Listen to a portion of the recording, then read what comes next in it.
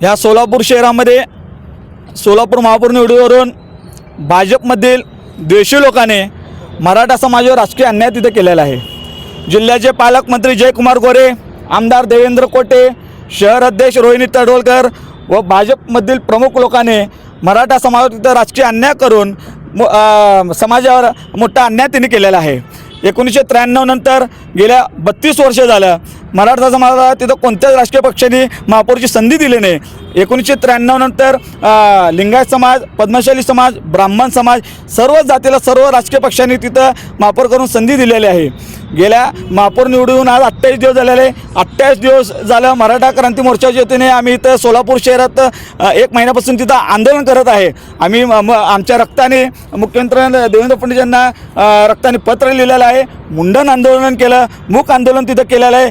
आज ह्या मराठ्यांवर अर्धनग्न आंदोलन करण्याची वेळ ह्या भाजपमधल्या देशी लोकांनी तिथं आणलेली आहे। आमची या राज्यातील मुख्यमंत्री असतील, पालकमंत्री जयकुमार गोरे असतील, इथले स्थानिक आमदार असतील, शहर अध्यक्ष असतील, आम्ही आमच्या काही मागण्या आहेत की बाबा 2.5 वर्षासाठी हे महापौर पद आहे, 2.5 वर्षांनी पुन्हा तिथं चिठ्ठी निघणार आहे, तिथं ओबीसी पुरुष, एससी पुरुष ही चिठ्ठी निघणार आहे, तेव्हा सर्वजण साधनसाठी तिथं चिठ्ठी निघणार नाही, कारण हे रोटेशन पद्धतीने ती चिठ्ठी तिथं काढली जातात। आपण एकतर महापौर विनायक कोंडेल यांचा राजीनामा घेऊन मराठा समाजाचं तिथं महापौर करावा किंवा 2.5 वर्षातले 1.25 वर्ष मराठा समाजाचा महापौर करून तिथं न्याय द्यावा आणि चालू जिल्हा परिषद अध्यक्ष जे आहे ओबीसीसाठी तिथं चिठ्ठी निघालेली आहे, चालू 1.25 वर्ष कुणबी मराठाचा तिथं आदेश करून तिथं जिल्ह्याचे पालकमंत्री असतील ह्या सर्व राज्यकर्त्यांनी तिथं न्याय द्यावा।